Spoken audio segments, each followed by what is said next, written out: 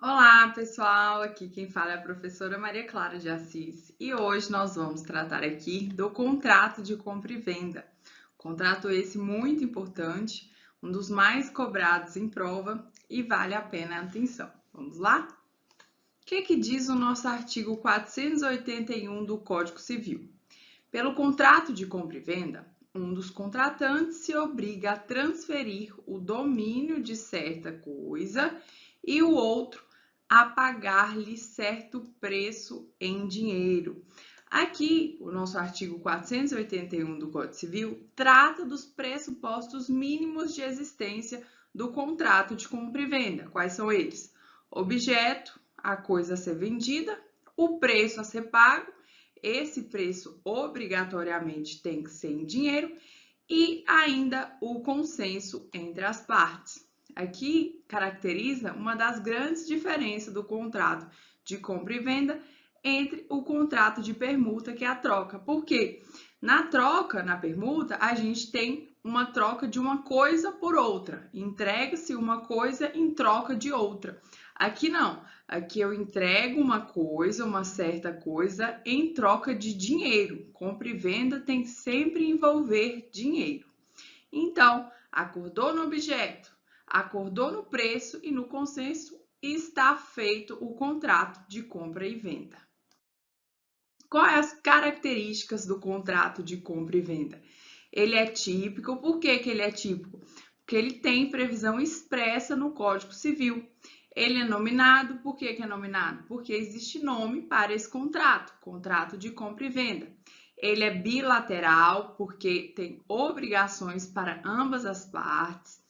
Ele é consensual, porque exige o acordo de vontades, ele formaliza pelo acordo de vontades, que a gente viu que as partes devem acordar no objeto e no preço. Ele não é real, ele não necessita da entrega da coisa para ser perfectibilizado. Ele é oneroso, ou seja, vai se trocar uma coisa por um preço em dinheiro. Ele é oneroso, não é gratuito. Ele pode ser comutativo. Comutativo é aquele contrato em que as partes sabem desde o início quais vão ser as prestações de cada um, e pode ser aleatório, que é aqueles contratos que envolvem um risco de não vir a existir ou de vir a existir de forma diferente, quantidade diferente. E ele pode ser de execução instantânea, comprou, pagou ali na hora, ou diferido em várias parcelas. Pegadinha de prova, sempre tem essa pegadinha. Falso ou verdadeiro? O contrato de compra e venda transfere a propriedade. Falso, o contrato de compra e venda no Brasil somente possui efeitos obrigacionais, ou seja, não transfere nenhuma propriedade, seja móvel ou imóvel. No Brasil, as coisas imóveis somente se transferem com registro do contrato de compra e venda no cartório de registro de imóveis. É ali no registro que eu transfiro a propriedade. No caso de coisas móveis, transfere-se pela tradição. O que é a tradição? É a entrega da coisa. Então, o contrato ele apenas vai dar efeitos obrigacionais ao que vai ser realizado, mas ele não transfere a propriedade. Aqui, esse efeito, esse modelo usado no Brasil é o modelo germânico-romano, diferente do modelo francês, onde aqui o contrato não transfere a propriedade. Da onde você tirou isso, professora? Artigo 1226 do Código Civil, os direitos reais sobre coisas móveis, quando constituídos ou transmitidos por ato entre vivos, só se adquire com a tradição. A tradição é a entrega da coisa. 1227. Os direitos reais sobre imóveis constituídos ou transmitidos por atos entre vivos só se adquirem com registro no cartório de registro de imóveis dos referidos títulos, salvo os casos expressos nesse artigo. Então, aqui, eu só há que falar em transferência da propriedade com registro do título. Pode ser o contrato de compra e venda, pode ser o contrato de doação. Enquanto não registra, não é dono. Aquele que não registrou, não é dono. Artigo 482 do Código Civil. A compra e venda, quando pura, considerar-se-á obrigatória e perfeita, desde que as partes acordarem no objeto e no preço. A gente viu os elementos essenciais do contrato de compra e venda, é o objeto, a coisa que vai ser comprada, que vai ser vendida, o preço, esse preço necessariamente tem que ser em dinheiro, e o consenso entre as partes. Aqui o nosso artigo 482 falou que somente quando for pura, a compra e venda vai tornar perfeita quando as partes acordarem no objeto, preço e consenso. Em sentido contrário, quando essa compra e venda não for pura, ou seja, tiver uma condição suspensiva, uma condição resolutiva, não vai se ter aí uma compra e venda perfeita. Por quê? Aqui, se tiver uma condição suspensiva, o que vai ocorrer? Enquanto não ocorrer essa condição suspensiva, vai haver apenas um direito eventual, cuja eficácia fica subordinada ao implemento dessa condição suspensiva que foi posta no contrato de compra e venda. Se a condição for resolutiva, por sua vez, esse evento futuro, ele vai suprimir, extinguir a eficácia do negócio jurídico. 483. A compra e venda pode ter por objeto coisa atual ou futura. Nesse caso, ficará sem efeito o contrato se esta não vier a existir, salvo se a intenção das partes era de concluir contrato aleatório. Pergunta de prova: é válido uma compra e venda, um contrato de compra e venda de coisa futura, coisa inexistente? Sim, pode ocorrer um contrato de compra e venda de coisa futura. Fica a eficácia desse contrato condicionada ao surgimento dessa coisa futura. Se essa coisa futura não vier a existir, perde a eficácia o contrato. Aqui eu fiz um resuminho, uma tabelinha para facilitar a compreensão do artigo 483, da seguinte forma: admite a venda de coisa futura ou a venda de algo que ainda não pertence ao alienante em três hipóteses. A venda da esperança, que é o artigo 458, que é aquela venda que uma das partes já sabe que está comprando alguma coisa que pode não vir a existir. Geralmente, essa venda ela é feita com preço mais baixo, justamente pelo risco que o adquirente corre de essa coisa não vir a existir. Chama venda da esperança. A venda da esperança em relação à quantidade também está prevista no artigo 459, que é aqui o adquirente. O risco do adquirente é na quantidade. A coisa vai existir, mas ele não sabe em qual quantidade. E, por fim, a venda não dono. Venda não dono é a venda daquele que ainda não é dono. Você pode fazer um contrato de compra e venda de uma coisa que você ainda não tem, mas que você vai ter no futuro. E, claro, a eficácia desse contrato fica condicionada à compra desse bem. O vendedor vai comprar esse bem para vender para outro, não tem nenhum problema. Artigo 484 do Código Civil. Se a venda se realizar à vista de amostras, protótipos ou modelos, entende-se-á que o vendedor assegura ter a coisa as qualidades que a elas correspondem. Parágrafo único. Prevalece a amostra, o protótipo ou modelo, se houver contradição ou diferença com a maneira pela qual se descreveu a coisa no contrato. Aqui, esse artigo 484 está fundado, está com base no princípio da boa-fé objetiva e na função social do contrato. Ora, se eu tenho uma amostra, o que é uma amostra? Uma amostra é uma pequena porção daquilo que se deseja alienar. Por exemplo, um pedacinho de chocolate distribuído no supermercado. É uma amostra, aí você vai e compra realmente o produto. Qual que vai prevalecer em fins de qualidade, de quantidade?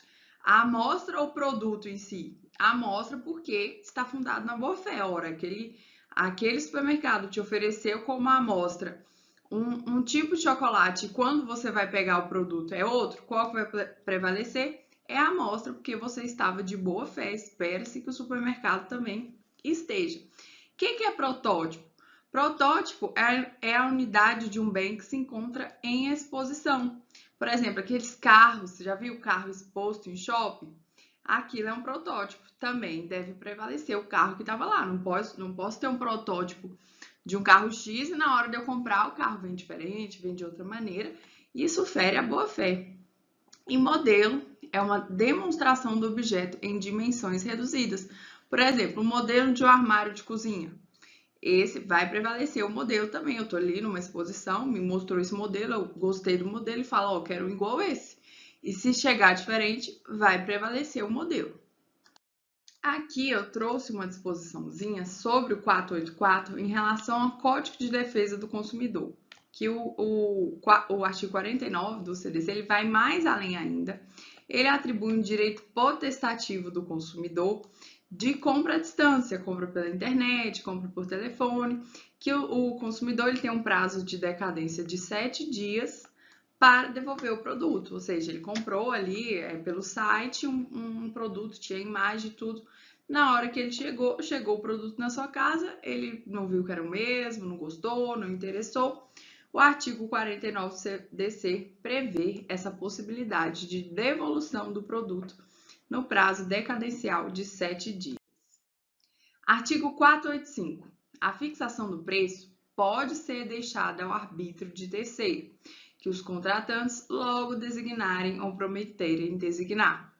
Se o terceiro não aceitar a incumbência, ficará sem efeito o contrato, salvo quando acordarem os contratantes designar outra pessoa.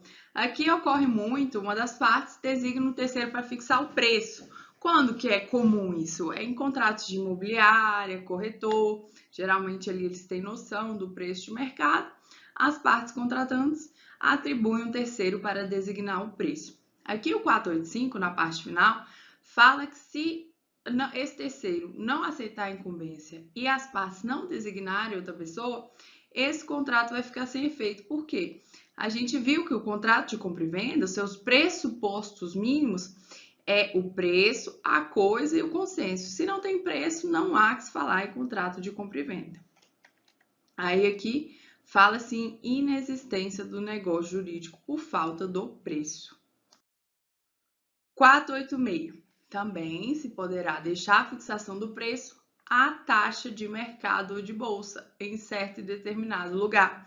Quando que é comum isso? Deixar um preço de acordo com a taxa de mercado ou de bolsa? Muito comum nos contratos aleatórios de commodities, em que os contratantes fixam o preço de mercado em determinada data, comparamos para aquisição de mercadorias, por exemplo. Uma aquisição de 5 toneladas de soja pelos valores do dia 20 de maio de 2022. Artigo 487. É lícito às partes fixar o preço em função de índices ou parâmetros, desde que suscetíveis de objetiva determinação. Trata-se aqui de preço por cotação, que é exceção ao princípio do nominalismo. Quais são esses índices? Um exemplo é o INPC, o IGPN, são índices que estão ali com a finalidade de combater a inflação. A gente tem que lembrar que o artigo 7º, inciso 4º da Constituição, fala que é inconstitucional usar índice vinculado ao salário mínimo. Isso aí só pioraria a inflação. Súmula vinculante 4. Salvo nos casos previstos na Constituição, o salário mínimo não pode ser usado como indexador de base de cálculo de vantagem do servidor público ou de empregado, nem ser substituído por decisão judicial. 488. Convencionada a venda sem fixação de preço ou de critérios para sua determinação, se não houver tabelamento oficial, entende-se que as partes se sujeitaram ao preço corrente nas vendas habituais do vendedor. Parágrafo único. Na falta de acordo, por ter havido diversidade de preço, prevalecerá o termo médio. Aqui a gente viu que um dos elementos essenciais do contrato de compra e venda é justamente o preço. Mas o legislador excepcionou isso com a intenção de manter os contratos com base no princípio da função social dos contratos e previu 3 possibilidades. Se não tiver preço no contrato de compra e venda, como será? Vai ser a fixação do preço ou possibilidade de sua determinação, o tabelamento oficial governamental ou verificação do preço conforme os padrões negociais do vendedor. 489. Nulo é o contrato de compra e venda quando se deixar ao arbítrio exclusivo de uma das partes a fixação do preço.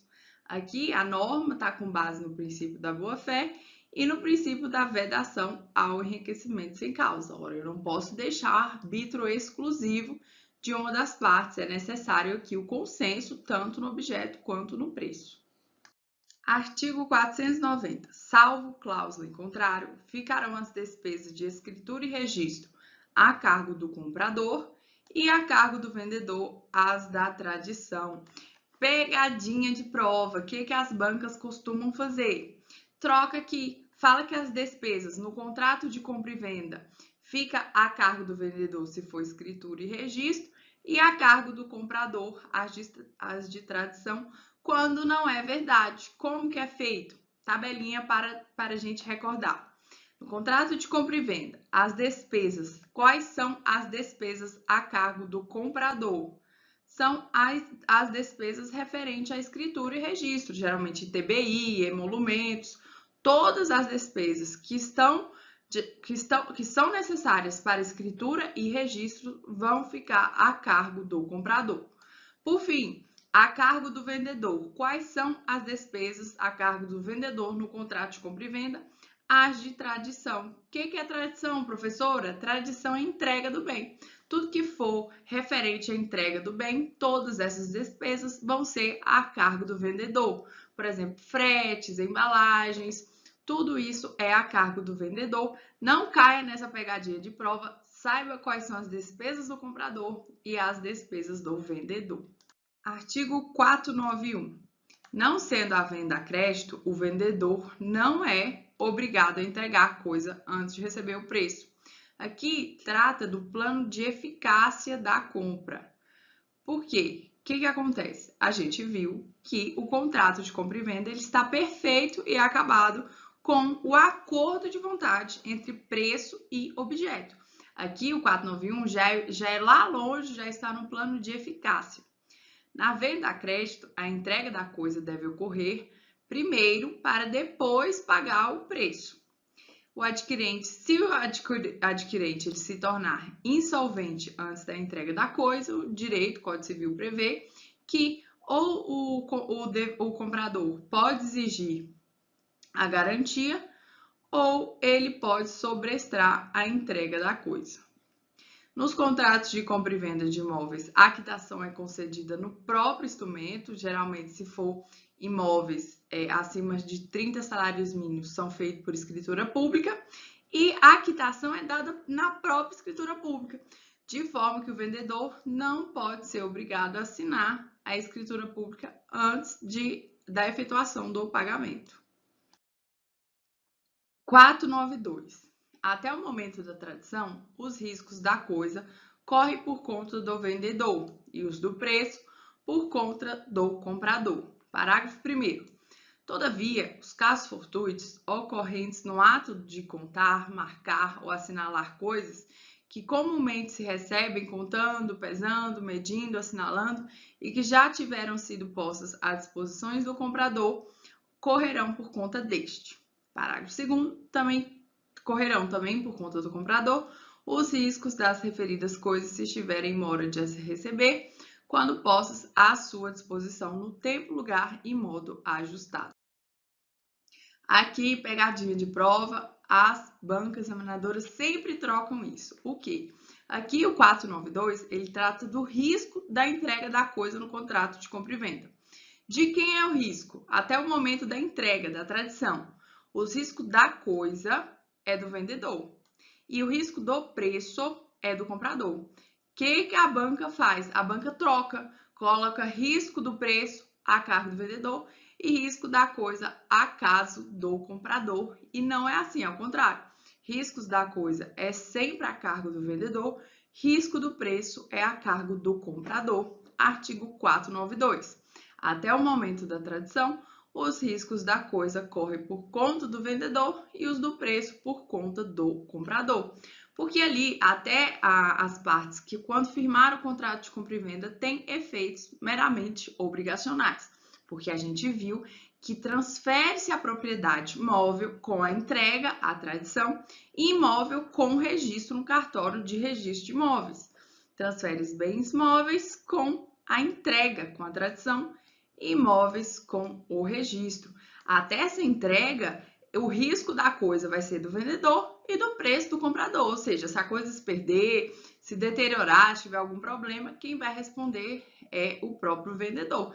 E se o preço aumentar, se diminuir, qualquer risco que vai ter aqui é o comprador.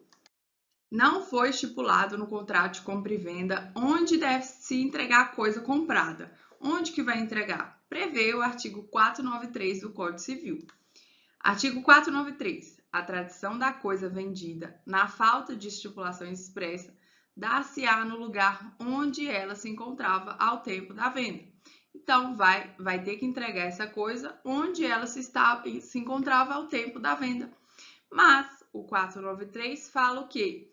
Na falta de estipulação expressa, ou seja, aplique-se o princípio da autonomia privada, de forma que as partes podem prever de forma diversa.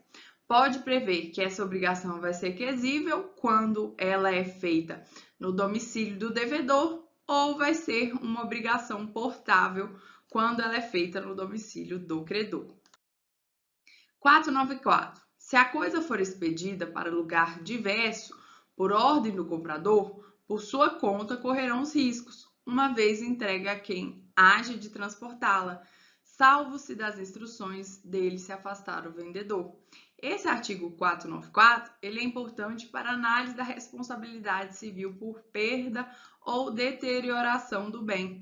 Por quê? Se a coisa for entregue, se ela for expedida para lugar diverso da ordem do comprador, por conta dele vão correr os riscos. Aqui o legislador presumiu que o bem, quando o bem é entregue ao transportador, por ordem do comprador, já houve a tradição, já houve a entrega. Os riscos não mais caem sobre o alienante. Jurisprudência importante sobre o contrato de compra e venda. Comprei um apartamento de 150 metros quadrados. Estava previsto no contrato 150 metros quadrados e eu paguei por 150 metros quadrados. Mas depois eu notei que esse apartamento só tinha 130 metros quadrados. E agora, qual é o prazo para eu reclamar essa metragem, para me dar a metragem correta? Disse o STJ que o prazo é decadencial de 1 ano. Esse prazo está previsto no artigo 501 do Código Civil. Esse prazo de decadência de 1 ano é para exigir o complemento da área, reclamar a resolução do contrato ou abatimento proporcional do preço. Agora, se for a pretensão indenizatória, ou seja, a parte quiser uma indenização, o prazo vai ser de prescrição e será de 10 anos, não será mais um prazo decadencial de 1 ano. É isso, pessoal. Nós ficamos por aqui. Espero que tenha gostado e até o próximo vídeo. Tchau, tchau.